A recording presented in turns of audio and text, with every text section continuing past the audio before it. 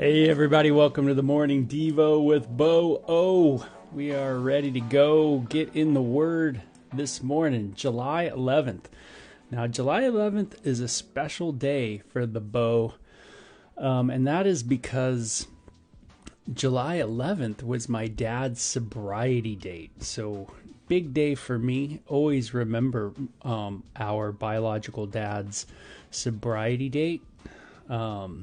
And I am thinking my dad would have been 41, 42 years sober today.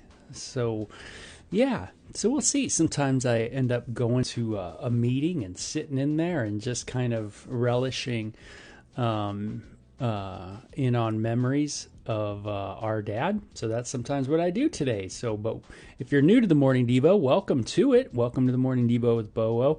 Super glad you're in here with me, and it's so good to see Marcia, Casey, and Paula. Tina are already in the house of Devo this morning, getting ready for the word. We're in Joshua. We're going to be getting through the book here. We're going to go through 14 and 15 today, those chapters, and just kind of pull out some stuff. A lot of names, a lot of tribal names. Remember, the tribes of Israel, 12 tribes of Israel. The cool thing about the Bible is we can look at a map and we can kind of go over all this. It's so awesome. It's not some once upon a time in a galaxy far, far and away. It's not some mysticism or anything like that. It's not some kind of interesting kind of Zen book where you pick it up and it's kind of got like, you know, some interesting statement or that you have to kind of contemplate over. It's not like that. A lot of the Bible is narrative, and it is historical narrative. And so that kind of literature means it's history, and we can look at other sources to kind of verify what we're reading. And so it's great. It's a history of a lot of people, and I love that. God's word is real. I mean, we could look at, you know, you buy a Bible, and it's kind of neat, but in the back of a Bible, what do you have? You have maps. I find that awesome. Why? Because it's actually on the earth. You know, we're talking about real places. Even though there's such a spiritual vibration through the whole scripture, of course, something that's not seen, an unseen realm. It's threaded throughout the scriptures. The scriptures are that historical narrative in reality, in our world. It makes sense to our world. And so I'm always reminded of that when I go through these passages and just kind of read a bunch of names and read about kind of what's happening kind of on the ground level, so to speak. Just remember, these are the 12 tribes of Israel. Israel is a nation today. Israel is a people group. Israel has an identity. It has a language. It has a religion. And here we're reading about it. The tribes are going into the promised land, the land of Israel. This has been allotted to them. It has been given to them by Yahweh. And they've been waiting to get into this land for hundreds of years. And now they are kind of rolling in there. And they've been in there now for years. And it's kind of weird, but when we read the book of Joshua, you almost get a sense, like you can get this idea that it's just kind of like one battle after another, and it's just like bam, bam, bam, bam kind of thing. But it's not. It's years, and we found out it was like through Caleb's age, there was like a 7-year period of them coming into the land and taking it. So a lot of years have passed, and I guess that's my point, is sometimes when you read this kind of narrative, you tend to think it's all in succession. It's like when you read the New Testament and you read the New Testament book of Acts. You can read that, which is a historical book, and you kind of can think it all happens in succession. Boom, boom, boom, boom, boom, boom, boom, like the next day and the next day and the next day, you know, kind of vibe. But it's not. It's over a period of years and years and years, you know. And so I always think of it that way. I always like to think of it that way because my first thing in the Devo is remember that it takes time. You know, remember that it takes time. You know, and I think of that this morning, and I think of it in this way. It's like sometimes I can get hard, or we could all get hard on ourselves because it's not happening, you know, like we think it did in the Bible, you know, like the next day, and they did this the next day, and it happened then, and bam, it was just a life of every day, you know, victory, conquering. And we can think of it that way, but that's not how it was. It took time in your life, in my life. And our victories are going to take time. And yeah, they're going to take time. That arrogance, that envy, that strife, that covetousness, that, need I say more, right? But it all is going to take time, you know, to work through. And isn't that so true? It's going to take time. And so remember that. It's going to, just as it did in the Bible, it takes time to enter to the promised land. It takes time. When you're in the promised land, you know, a lot of times the promised land is called symbolically the spirit-filled life, you know. These are covenant people, but now they enter into their fullness, if you will, the full spirit-filled life entering into the promised land. But then there's issues there too, right? It's not just going great every time. So it all takes time. And so, you know, be patient with yourself. You know, don't get too hard on yourself. I think why I sometimes have such a smile and such a happy demeanor is, you know, I realize it's going to take time. I realize that it's going to take time to work on me, that I ain't going to just snap, be a different person. You know, God's going to, you know, he's got to work through some of the bugs, man. He's got to get through some things. And before there's going to be some victory in areas, there's going to be some rough patches. And so, you know, it's going to take time. So I think of that right off the bat when I'm thinking of these chapters. So it says, now these are the areas of Israelites that they received as an inheritance in the land of Canaan. Chapter 14. Now, I just want to read something from the New Testament. I usually don't jump around, but I felt like I should today, just because I went to Blue Letter Bible, which is one of my old, one of the pastors I always loved growing up. And I remember when I got a chance to see him live when I was a kid, when I was like 17, I was, man, thrilled to see this guy. He was one of the first pastors I actually ever saw. But it kind of put me on a path to want to read his stuff. And that's a guy named Pastor Chuck Missler. And you go to Blue Letter Bible, he's passed away, he's with the Lord, but his ministry, Blue Letter Bible, still up, and Koinonia House as well. And you type in inheritance, and I look at Hebrews chapter 15 from the New Testament. It says, and for this cause, Jesus, our Joshua, our Jesus, is the mediator of a new testament by means of death, meaning it was inaugurated through his death, for the redemption of the transgressions that were under the first testament, meaning because of us who broke the first covenant. Yeah, we broke it. All right. We did all the wrong things.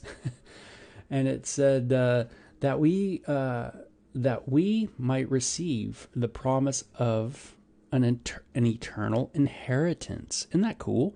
So in the New Testament, it kind of keys in on this idea that we read right here, that the Israelites received as an inheritance this land, that the New Testament saying through what Jesus, the New Testament Joshua, has done, we have also received an inheritance as well. But it's an eternal inheritance. Isn't that interesting? So you can look up a word in the Bible, and you could go to it. Like in Colossians, it says, "Give thanks to the Father, which He has made us meet. He has made us partakers of an inheritance of the saints in light." Isn't that cool? We are partakers of an inheritance. Isn't that cool? Knowing that of the Lord you shall receive the reward of the inheritance, for you serve the Lord. Colossians 3:24. You can look up little words by book and see where it says inheritance in every book of the Bible. Isn't that cool?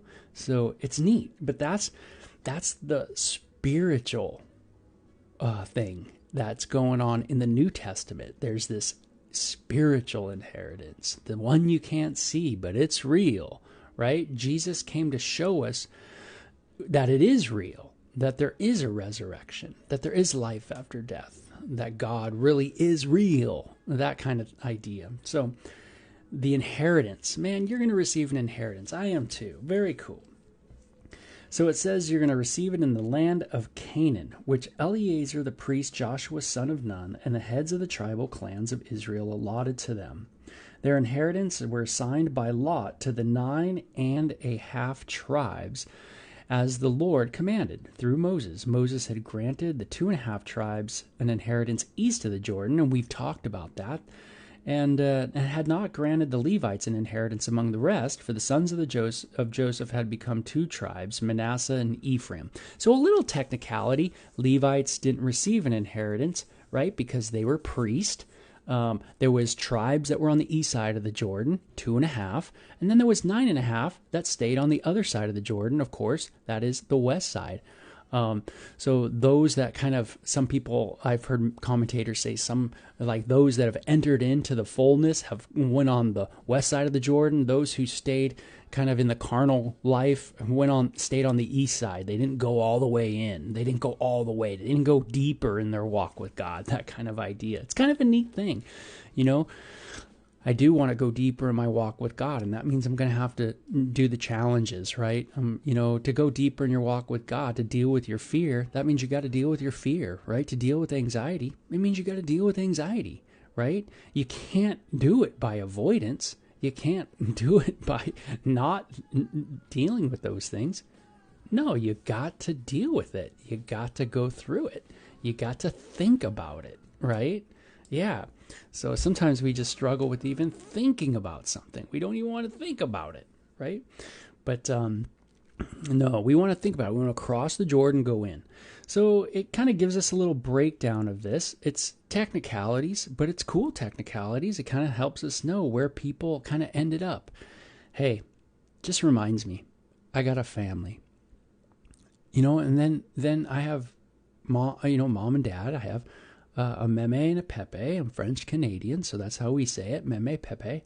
And, you know, and then they have, you know, a family too, and they had a family, and they had a family, and family, you know, and it's interesting. You know, we all have that. We all go back. Isn't that interesting?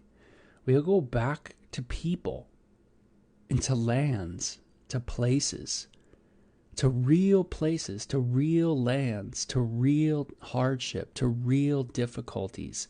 And our people, you know, whoever they were, I don't even know, but they were allotted places, and they had to go through their trials. You know, God, it reminds me that, you know, just reading this reminds me that there is that history of you, and there is that history of me too. And how does that affect me today? You know, how does that affect my mind today? Just knowing that, hey, I have a history too. And maybe to think about that a little bit more. And maybe that puts things in perspective a little more in my life, where I'm not so zoomed in. I'm not so focused in on just me, you know, that me, myself, and I thing. But I remember there's a collective part of Bo too. You know, I have some of my Meme's Bibles that my mom preciously has given me over the years. And I don't know if you have anything like that, where your mom gave you something and your dad gave you something, but you have, you know, her, you know, I have my mom's, a lot of her like little diary snippets, you know, and which are awesome. You know, I have a lot of my dad's little tokens when he was in the war and different things like that. But, you know, you have something of your past, and you look at it and you read it, your ancestry chart, whatever it is, but you go, man, that, you know, that's my history. And I got to remember that, you know, we live, you know, I don't live to myself and I don't die to myself. You know, the New Testament says we live to Christ and we die with Christ. We die in Christ. You know, and I think there's something to that idea of there's the collective, there's the bigger part, the bigger picture. What family am I a part of? And sure, I have a family, and an ancestry, and that I could look at, and I remember that I'm a part of that. And just as they passed away, I'm going to pass away too. And just as they left an inheritance, what am I going to leave too? But also it reminds me of my spiritual inheritance as well. And once again, a spiritual family that I'm a part of. And what a blessing that is. And every time I go to church, and this is so important of why we go to church, but every time I go to church, you know what I'm reminded of? The inheritance. I'm reminded every Sunday, every Wednesday, even every day I'm there, I'm reminded of that inheritance, that I am going to be with this family forever, in the presence of Christ. Very, very cool. Casey says, I have a grandfather's Bible. I was 2 when he died, and I can't wait to see him. See, things like that. Yeah, you see maybe what they wrote in it or things like that. It's very cool. So Hebron is the area of Hebron is going to be given to Caleb. Remember Caleb? He was a cool guy, right? He was one of the 2 spies that actually came back, Joshua and Caleb, and they had a good report at the very beginning of leaving Egypt and getting into the wilderness. Then they went into the promised land. Remember, they saw the big giants, and they came back and said, "Hey, we're going to be able to conquer them." And all the other spies were like, we ain't going in there. So anyway, you guys know the story, but and it's not a story, it's a narrative. I hate to use that word story, but here Caleb, it says, now the men of Judah approached Joshua at Gilgal, and Caleb son of Jephunneh the Kenizzite said to him, "You know what the Lord said to Moses the man of God at Kadesh Barnea about you and me. I was 40 years old when Moses, the servant of the Lord, sent me from Kadesh Barnea to explore the land." Isn't that amazing? Caleb was 40 years old, man, when he went into the land. This guy was in shape. He says, "And I brought him back a report according to my convictions." What was his convictions? That we can conquer the land. "But my brothers who went up with me made the heart of the people melt with fear. I, however, followed the Lord my God wholeheartedly." Isn't that cool? I want to do that today. Just where, hey, everybody else is stuck in fear. Man, I want to walk by what? Faith. Isn't that cool? It's kind of a neat little section, huh? It can pass you by really quick, but you see everybody going in the fear route, and Caleb goes in the faith route. "So on that day, Moses swore to me, 'The land on which your feet have walked will be your inheritance, and that of your children forever, because you have followed the Lord my God wholeheartedly.' Now when, just as the Lord promised, he kept me alive for 45 years since the time he said this to Moses while Israel moved about in the desert. So here I am today, 85 years old, and I am still as strong." Isn't that cool? "Today, as the day Moses sent me out, I'm just as vigorous to go out to battle now as I was then. Now give me this hill country that the Lord promised me that day. You and yourself heard then that the Anakites were there, and their cities were large and fortified, but the Lord helped me, and I will drive them out just as he said." Then Joshua blessed him, Caleb son of Jephunneh, and gave him Hebron as his inheritance. So Hebron has belonged to Caleb ever since he followed the Lord, the God of Israel, wholeheartedly. I love that. Isn't that cool? And so it's kind of a neat thing. Just that idea of Caleb being that guy, just that faithful man, right? That faithful guy who walks by faith. And he enters it. He says, that's the area for me. He's a hill guy. He loves to ski, obviously. And so he picks the hill country. Now, I don't know what he's, but he's got something about those hills he loves. And he wants to do it. And isn't it neat how faith, man, when we walk by faith, there is a wonderful result, right? There is an amazing outcome of walking by faith, right? We walk by faith, we please God. We can please God by walking by faith. Yeah, by walking by faith, we receive salvation, eternal salvation. How about that? By walking by faith. Isn't that cool? So walking by faith has an amazing benefit for us, and Caleb certainly is a picture of that. So the next chapter rolls into the allotment given for Judah, which is cool because Jesus, our Jesus in the New Testament, is from the tribe of what? Judah. Yeah, so it definitely is important. Absolutely. The allotment for the tribe of Judah, clan by clan, extended down to the territory of Edom, to the desert of Zin in the extreme south. Again, if you're a geologist, archaeologist, those kind of folk, man, they must love these sections. Just so many different boundaries that are given out to the land of Judah. And I'll read some of this. It says their southern border started from the bay at the southern end of the Salt Sea, crossed south of the Scorpion Pass, continued on to Zin, went over to that store over there, took a left, and then no, I'm just joking. But you get the idea of how this is going, right? So neat. In verse 13 it says, and in accordance with the Lord's command to him, Joshua gave to Caleb, son of Penuel, a portion in Judah. And it kind of goes on another list. Verse 16 says, and Caleb said, I will give my daughter, and her name's Akshah.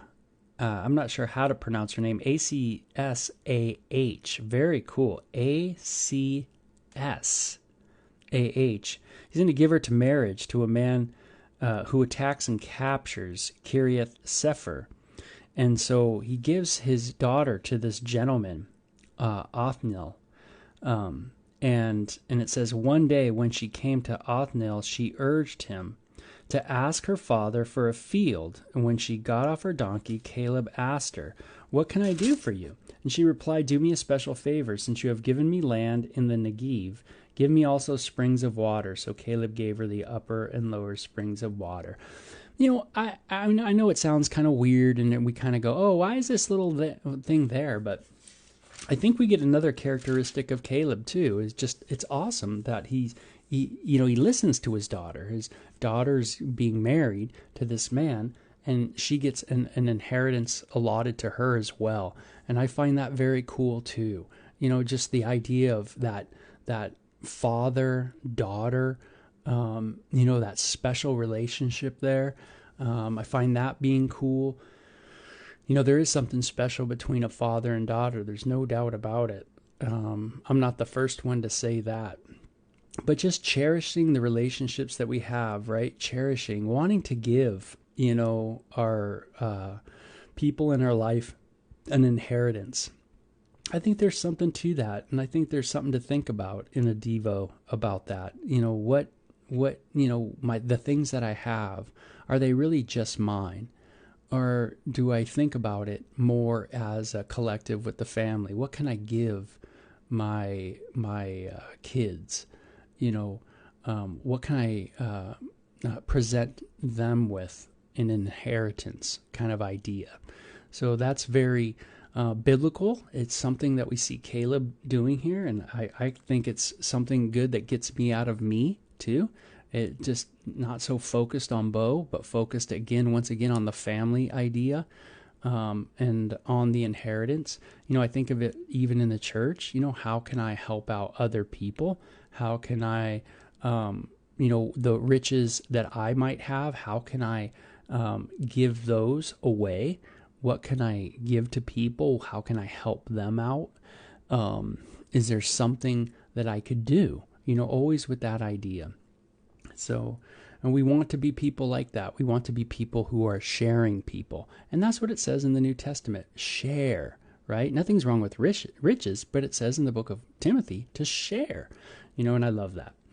So this is the inheritance of the tribe of Judah, clan by clan. So it goes through the clans. And in verse 63, it says, Judah could not dislodge the Jebusites who were living in Jerusalem. To this day, the Jebusites live there with the people of Judah. Very interesting in that we get these little snapshots, once again in the book of Joshua, that not all of the areas were taken. Isn't that interesting? There's been this kind of idea throughout the book of Joshua that they just went in and just took it, man. Everything was gone. They took everything and destroyed everything. And then there's these little parts in it, right, where it says Judah could not dislodge the Jebusites who were living in Jerusalem. They're still there.